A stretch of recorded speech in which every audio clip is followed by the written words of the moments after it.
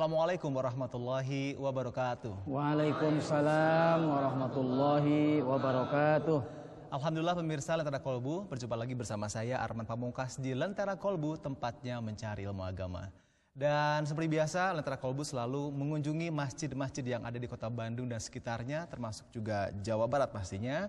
Dan sekarang ini ada spesial, sekarang ini Arman dan tim Lentera Kolbu sedang berada di Masjid Raya Asy'adah, tepatnya di arah Hotel Lembah Sarimas yang beralamat di Jalan Raya Ciater, Subang. Dan alhamdulillah bersama Aang juga sekarang ini sudah hadir Kang Ustadz Alis Nurdin, MPDI. Beliau ini adalah pimpinan Pondok Pesantren Kalimalang Indonesia. Assalamualaikum Kang Ustadz. Waalaikumsalam. Darussalam. Oh, Darussalam. Oke. Dan juga bersama Aang di sini sudah ada adik-adik, teman-teman nih, semua laki-laki kebetulan nih yang ada di sini. Dari mana nih kalian? Pondok Pesantren Tahfidzul Quran Tahfidzul Quran Asy'adah, atau mereka ini yang selalu punya kewajiban untuk menghafalkan Al-Quran, betul? Wah, berarti udah hafal semua Al-Quran ya? Sudah hatam berapa kali nih kalian? Oh, nanti kita belajar bareng lah ya. Oke, Kang Ustadz dan juga pemirsa Lentera Kolbu, untuk tema kali ini yang akan kita bahas adalah memakan yang haram. Itu uang, makanan, dan lain sebagainya. Mungkin di antara teman-teman semua, akang-akang di sini pernah mungkin ya, dan bahkan tahu, nggak mungkin kalau nggak tahu, yang namanya makanan atau sesuatu yang diperoleh dengan cara haram, ya kan? Tapi belakang ini Kang Ustadz, banyak sekali mungkin fenomena-fenomena yang terjadi. Kita bahkan nggak tahu apakah makanan yang kita makan sehari-hari ini haram atau tidak. Nah, labelnya sih mungkin ada halalnya, tapi kan kita juga nggak tahu apakah itu benar halal atau tidak gitu Kang. Oke, sebelum kita ngebahas banyak tentang yang masalah halal haram ini, Kang Ustadz, kira-kira kalau misalkan menurut Kang Ustadz ini bagaimana nih pandangan Kang Ustadz tentang sesuatu yang diperoleh dengan cara haram atau memakan makanan yang haram nih Kang Ustadz? Oke. Mangga, silakan. Bismillahirrahmanirrahim. Assalamualaikum warahmatullahi wabarakatuh. Waalaikumsalam warahmatullahi wabarakatuh. Berbicara makanan halal dan haram, sebenarnya yang paling halal itu manakala air hujan turun dari langit. Kemudian air hujan itu kita tangkap dengan mulut sendiri, baru itu paling halal. Kenapa? Kalau air hujan itu kemudian ditampung oleh barang lain, misalnya baskom atau ember, belum tentu baskom dan ember itu juga halal. Jadi yang paling halal itu manakala air hujan turun ke mulut, itu paling halal. Kemudian Allah dalam Al-Quran juga sudah melarang kita memakan barang yang tidak haram. Barang yang haram. Jadi Allah melarang makan barang yang haram. Seperti dalam Al-Quran, A'udzubillahi minasyaitonirrajim, Bismillahirrahmanirrahim. Ya ayyuhalladzina amanu la ta'kulu amwalakum bainakum bil batil. Wahai orang yang beriman, kamu jangan makan harta di antara kamu dengan batil, dengan salah, ya dengan haram. Illa antakuna tijaratan antarodim minkum. Kecuali kamu berdasarkan jual beli. Jadi jual beli itu adalah suatu usaha yang sangat halal. Antarodin, jadi sama-sama ridho, yang membeli ridho, yang menjual juga ridho. Maka Rasulullah sebagai pedagang juga gitu. Jadi kalau kita pengen barang yang halal, maka harus ikuti Rasulullah Shallallahu Alaihi Wasallam. Jadi kita berpedagang, gitulah kira-kira ya. Gitu. Kalau hujan asam, kumaha Kang eta? Hujan asam mana? Hujan asam. Hujan asam, asem. Hujan asam. Aya teu nya? Aya tuh. Tuh pernah. Tuh pernah ya hujan asam.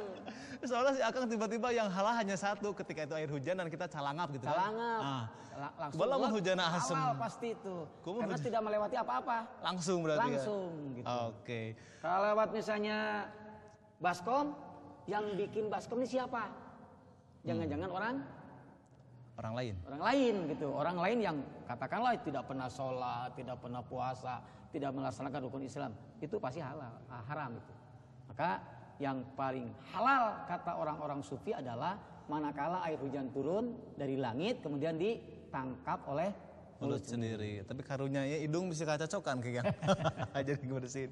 Oke, dan banyak juga fenomena yang lain adalah sekarang ini Kang Ustadz jarang kan kalau misalnya kita ngelihat ada yang hujan terus kita keluar dan langsung menangkapnya. Jarang sekali. Bukan jarang, nggak ada. Nggak ada. Nah sekarang antisipasinya gimana Kang Ustadz? Karena banyak sekali di rumah-rumah nih kalau misalnya hujan gede lumayan lah Kang mengirit air. Ya kan akhirnya pas turun dari air hujan, turun dari genteng, kemudian ditangkap sama ember dan kemudian dipakai sama kita.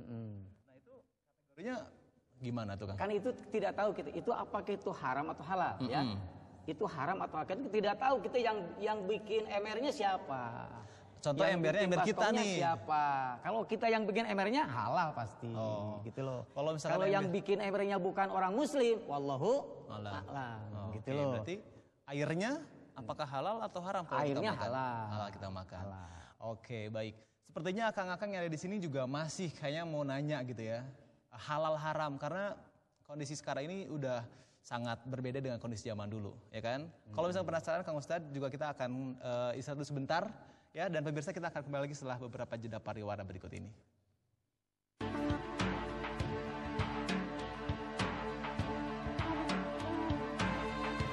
Barang siapa yang seluruh hartanya berasal dari harta haram, maka haram pula mengambil sesuatu darinya. Begitu juga apabila diketahui bahwa makanan yang dibeli berasal dari uang haram. Al-Hirsi dalam Hasyisyah Al-Udwa.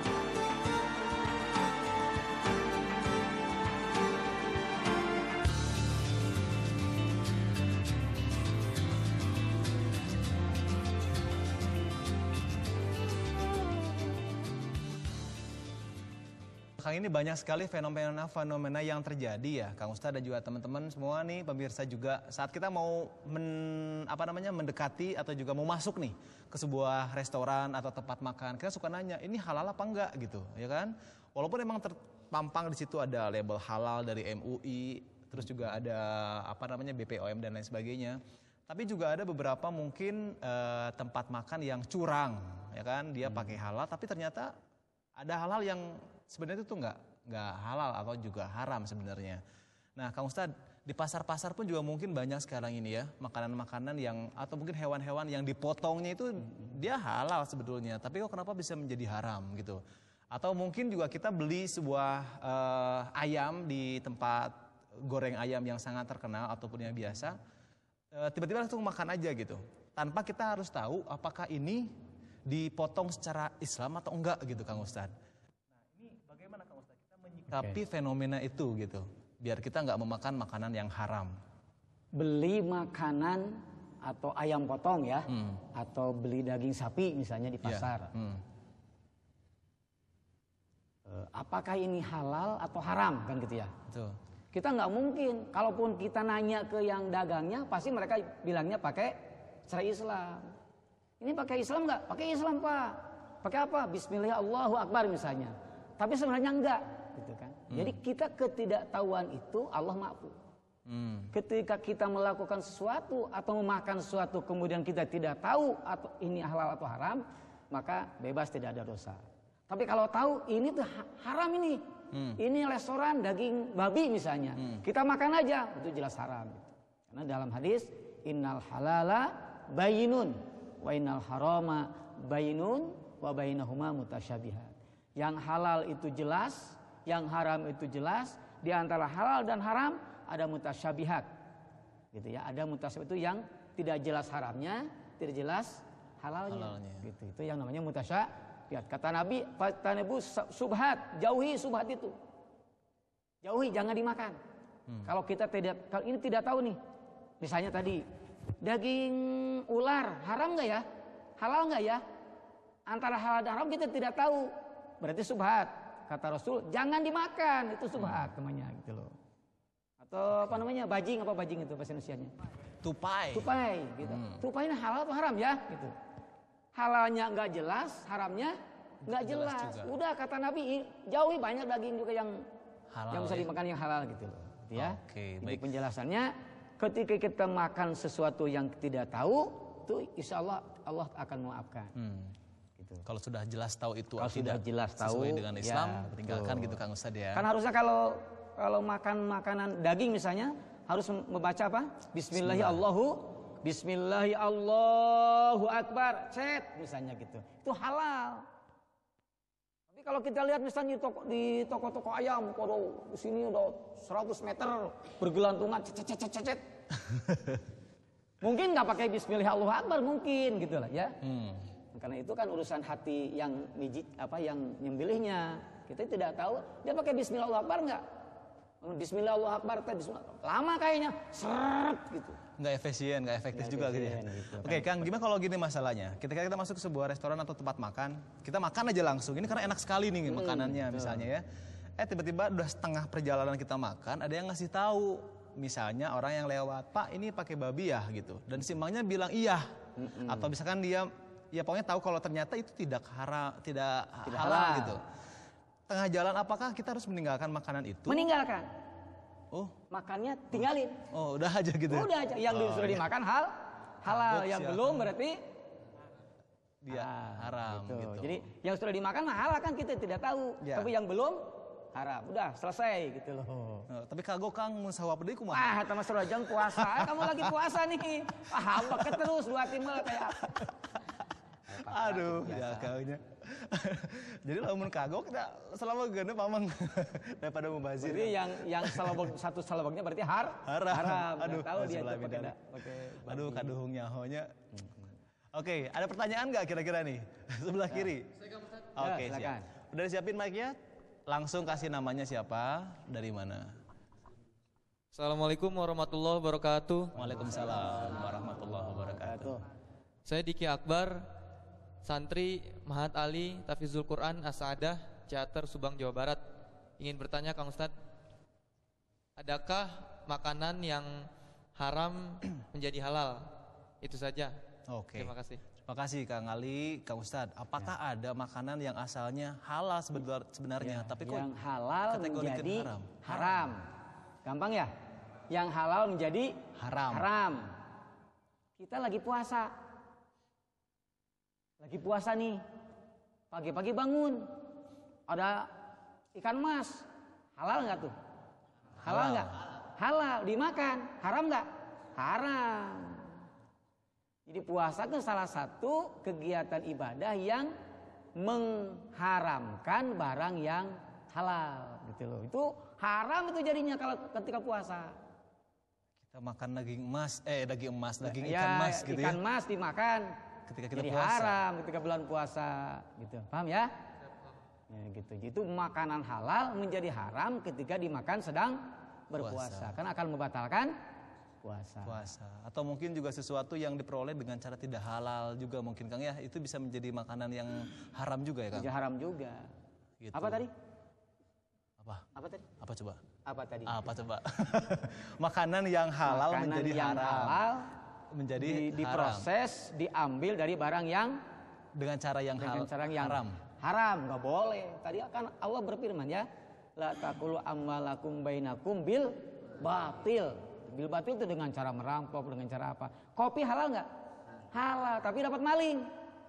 Jadi haram gitu loh. Kalau sebaliknya gimana Kang? Makanan yang halal jelas-jelas dalam Al-Quran itu ada Kang. Ini makanan itu nggak boleh dimakan. Tapi tiba-tiba kok mungkin nggak bisa menjadi halal? Bisa. Jadi Jangan halal. dulu jawab Kang. Ya. Jangan dulu jawab Kang. Ya. Pemirsa, seperti apakah jawabannya? Kok bisa makanan haram itu bisa menjadi halal? Penasaran? Kita akan kembali lagi setelah beberapa jeda pariwara berikut ini.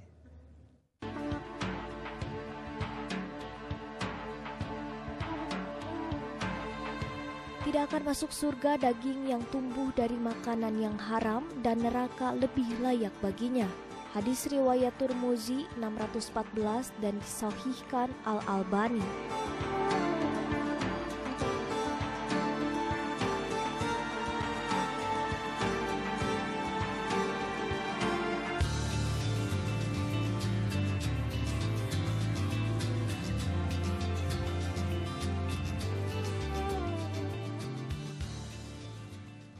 Kita udah tahu nih jawabannya dari Kang Ustadz. Kalau misalkan makanan yang asalnya halal itu menjadi haram seperti apa? Dan kira-kira hari ini atau sekarang ini ada pertanyaan lagi nggak nih untuk yang segmen berikutnya? Dari sebelah kanan, oke, silahkan Kang. Mic-nya dipakai dan pertanyaan seperti apa? Namanya siapa Kang? Ya, saya Syarif. Kemudian dari Mahat Ali Tafizul Quran As-Sa'adah. Salam dulu dong.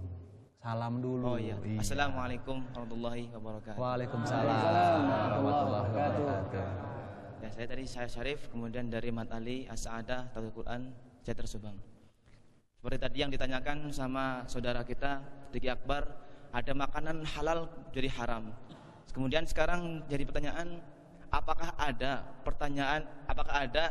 barang yang haram kemudian jadi halal? Oke. Gitu aja, Kang? Cukup. Oke, Kang. Assalamualaikum warahmatullahi wabarakatuh. Waalaikumsalam warahmatullahi wabarakatuh. Ini kebalikannya, Kang, malah dari pertanyaan yang tadi. Gimana, Kang? Ada nggak kira-kira? Makanan yang haram menjadi halal. Ya. Ada ya? Ada nggak? Ada nggak? Apa tuh? Ya, balik nanya, Kang Ustaz. Misalnya kita lagi jalan-jalan ke Gunung Canggah nih. Di mana itu, Kang? Itu di tutupang Subang. jangkung gunung. Oke, ajak Aang ke situ ya, Kang. Di situ nanti karena jauhnya perjalanan, kan, makanan sudah habis, terus perjalanannya masih jauh. Yang ada hanya daging babi. Gitu. Kalau saya nggak makan daging babi, yang lain nggak bisa dimakan. Saya mati. Maka daging babi, si babi itu kita tangkap, kita sembelih, dimakan. Dan kita tahu bahwa babi itu haram dalam Al-Quran itu. Tapi ketika kita darurat, saya kalau tidak makan daging babi pasti mati, maka dibolehkan makan daging babi. Karena kalau saya tidak makan daging babi pasti mati, gitu kira-kira lah kayak gitulah. Gitu, Kang. Ya, seperti pengobatan misalnya, pengobatan juga, misalnya daging binatang-binatang yang buas. Binatang monyet misalnya. Waduh. Banyak orang yang penyakitnya berat, nggak bisa disembuhkan dengan obat-obat yang sudah dibentuk pemerintah. Ada monyet, haram nggak? Monyet, haram kan? Haram monyet. Dimakan untuk pengobatan. Boleh, karena untuk pengobatan. Kalau nggak dikasih itu mati. Berarti termasuk juga binatang-binatang buas, Kang, kayak kada, ular, Iya, sama. bayawak gitu ya. Sama. Semua binatang bisa halal, yang haram ketika untuk pengobatan. Oke. Nah, Udah. gitu, Kang. Ada lagi? Seandainya dibawa pulang gimana itu? Gimana? Dibawa pulang. Dibawa pulang? Udah dimakan kemudian Ya nggak boleh itu. Pengen nyobain terus ya. Terus kalau gitu mau lanjutkan itu. Nggak boleh. Nggak Kalau boleh. sudah kita makan, kemudian kita sudah bisa jalan lagi, udah dibuang itu, nggak boleh makan lagi. Jangan keterusan gitu. Oke. Kalau misalkan setelah kita menikmati makanan tersebut, Kang Ustaz, tiba-tiba kita bertaubat. Nah, itu bagaimana, Kang? Gimana? Misalnya contoh, kita memakan makanan yang tidak halal, Tidak halal. alias haram. Dan kita tahu tuh, tiba-tiba kita bertaubat, aduh, menyesal gitu, kita sudah memakan Karena itu. makanan haram itu akan berakibat kepada ampunan Allah itu. Ketika kita makan sesuap saja masuk ke perut, ya, yang haram nih, maka doa dan semua ibadah kita 40 hari 40 malam nggak bakal diterima Allah. Makan lep satu suap 40 hari 40 malam, doa dan semua ibadah kita ditolak Allah. Bagaimana kalau 2 suap? Bagaimana kalau 1 piring? Bagaimana kalau 1 boboko masuk ke tubuh jadi darah, jadi daging? Bagaimana kita akan berapa puluh tahun kita tidak akan terima oleh Allah? Maka jauhilah barang yang tidak halal. Gitu loh. Itu pentingnya kita harus menjaga perut kita dari hal-hal yang haram. Gitu kira-kira? Ya, kalau kondisinya berarti nggak bisa kita bertaubat dengan kondisi seperti itu, Kang? Bisa bertaubat. Bisa bertaubat. Itu bisa akan karena Allah itu maha pengampun. Innallaha tawwabur rahim. Tawwab itu sigoh apa tuh? Sigoh mubalaghah isim fa'il. Tawwab dari taib asalnya. Allah itu maha pengampun. Sebesar apapun dosa kita, kalau kita meminta ampun pada Allah, Allah pasti maafkannya. Dan yang syaratnya asal jangan tidak kembali lagi. Udah taubat ya Allah, ampuni dosa saya Allah, udah ampuni, makan lagi yang haram. Ya, setelah dia muslim, dia kafir lagi. Dia muslim, dia kafir lagi. Itu namanya mempermainkan Allah Subhanahu wa ta'ala. Kalau kita udah nggak makan-makan lagi tapi disuapin sama teman gimana, Kang? Disuapin? Tangis saja lah. Asik. Temenang gitu. Temenan. Saya mah muslim sejati. Oke, baik. Kang, waktu kita nggak lama lagi nih Kang, udah selesai. Kita ambil kesimpulan nih Kang, dari pembicaraan kita dari tadi tentang makanan yang haram. Ya, kita semua harus meninggalkan barang-barang yang haram dan juga kita menjauhkan diri dari proses mencari barang yang haram. Jadi kita fokus untuk mencari barang yang halal agar kita ibadah kita diterima Allah Subhanahu wa ta'ala. Baik, kalau gitu pemirsa dan juga teman-temanku di sini, mari kita memulai untuk mencari kira-kira makanan apa aja atau hal-hal apa aja yang dicari atau diproses dengan cara yang halal agar kita semua ibadah kita pun diterima Allah Subhanahu wa ta'ala, Kang ya. Oke, baik pemirsa. Demikian Lentera Kolbu hari ini. Terima kasih untuk yang sudah menyimak dari awal tadi, dan jangan lupa untuk pemirsa yang ingin masjid atau majelis taklimnya dikunjungi oleh tim Lentera Kolbu, silakan untuk langsung datang ke Geraha Kompas Gramedia lantai 3 yang beralamat di Jalan R.E. Marta Dinata nomor 46 Bandung, dan itu bisa bertemu dengan Bapak Parta Wijaya atau juga Bapak Kusnadi. Dan akhirnya saya Arman Pamungkas pamit, sampai ketemu lagi di Lentera Kolbu berikutnya. Assalamualaikum warahmatullahi wabarakatuh. Waalaikumsalam warahmatullahi wabarakatuh.